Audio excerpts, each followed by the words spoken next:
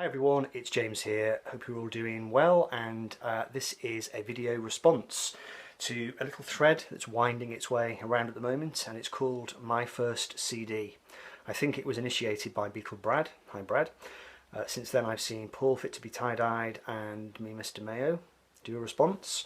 There may well be some other people. So I thought I'd weigh in on this, and hopefully it'll be a bit of fun. CDs seem to be making a bit of a resurgence on YouTube, on the vinyl community at the moment, so they seem to be becoming more and more popular. People are talking about them. I've never stopped buying CDs. I like CDs, and they are nicely compact and convenient. I, like most people, got my first CD probably in about 1986, 87. My dad bought the first CDs that came into our house. My dad is a classical music buff and a hi-fi buff. He always had great hi-fi systems. He was really into vinyl until kind of 1986, 87. Actually, no, it was 86. CDs had appeared. I've got a memory of my dad sort of umming and ahhing about whether to start buying CDs, whether to get a CD player or not. He bought one. But the first few CDs he bought were classical CDs, which was not my thing back then, so I didn't take much interest. But he did come home one day with this. This is ELO Balance of Power, and he came home with that because he'd always enjoyed ELO. Kind of years before, in the 1970s, my family, we used to sit and listen to ELO together. Not just them, but there were kind of other bands that we used to enjoy together a bit. There was 10cc, there was the Beatles, there was Simon and Garfunkel, stuff that was a bit more middle of the road, I suppose. But I'd completely lost touch with them. I don't think I'd heard a record by them since 1979 or something crazy. But he sort of came home with that, just completely out of the blue, to use a pun. And yeah, so what I remember the smell of his CD player. It had a very distinctive smell. I don't know what it smelt of. It must have been the plastic or the metal, but I'd never smelt anything that smelt so kind of new and exotic and exciting. It was just this new machine in the corner of the living room. It was really like, wow. And when I saw the discs, I was totally blown away by this. It's easy to be blasé nowadays about CDs, because they've just become so they're so kind of taken for granted, aren't they? I think since the advent of CDR, when we all started burning our own discs and throwing them away, and now of course you see CDs in the £1 bins. In fact, my local branch of Oxfam sells CDs for 59p a go, and online you can often get them dirt cheap. But at the time, it really was quite something. It was like, wow, it's like a small shiny record which doesn't get scratched. Well, in theory, I did scratch one or two of my early ones. It goes into the machine, you can't see it going round, you don't have to get up and turn it over. There was none of the mess and the cracks and the spits and the pops of vinyl. You didn't have to brush them or clean them before putting them on the turntable. They sounded fantastic. It was really exciting, and so even though I didn't buy this myself, this is the first pop rock CD that I ever remember listening to, and that was quite exciting, and I still have it after all these years. In fact, I got it signed a few years ago when I met the drummer Bev Bevan, and he signed it for me, so that was quite cool.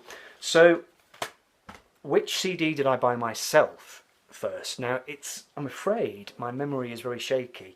So that album I think came out in 86, and I don't think I had a CD player straight away. I think my dad still had his one in the living room. I was still listening to vinyl. I'm certain of that.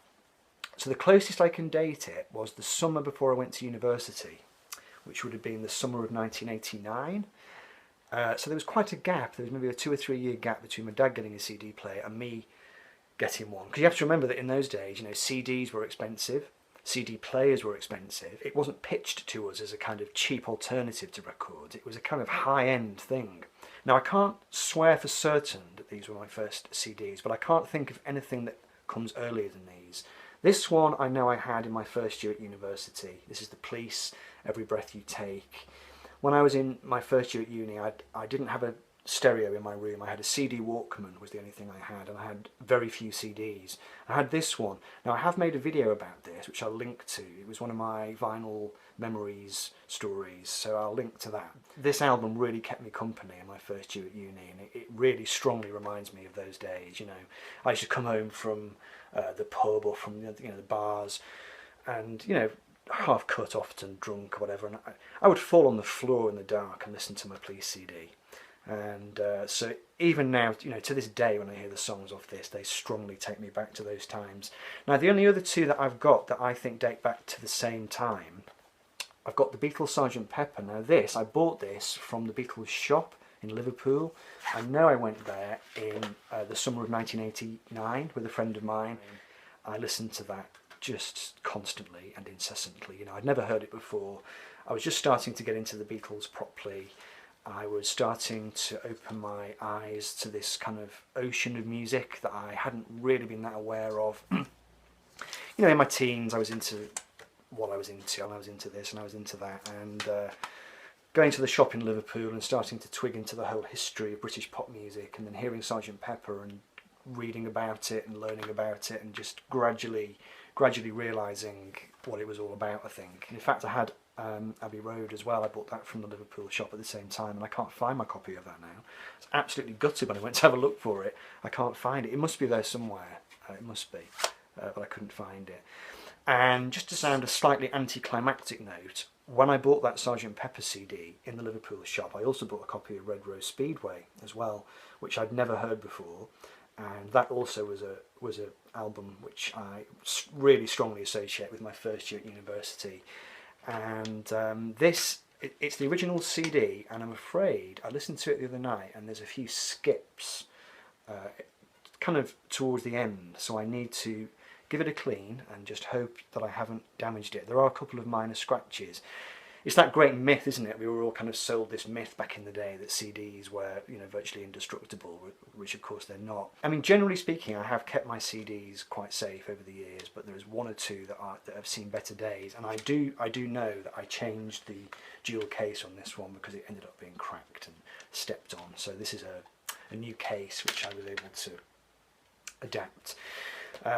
So yeah, anyway, so I think out of all those, Sgt Pepper is the one which is the most significant, and then after that it probably took me the best part of 3 or 4 years then to get a proper head of steam with my CD collection. I seem to remember that by about 1994, 95 still I probably only had about 50 CDs. And the CD collection has kind of expanded and exploded mainly in the last, I'd say, 10 to 15 years. And I've got well over 1,000 CDs. I haven't counted them, and I still buy them. So what can I tell you? Okay, folks. So hope you can jump on this thread. What was your first CD, and do you still have it?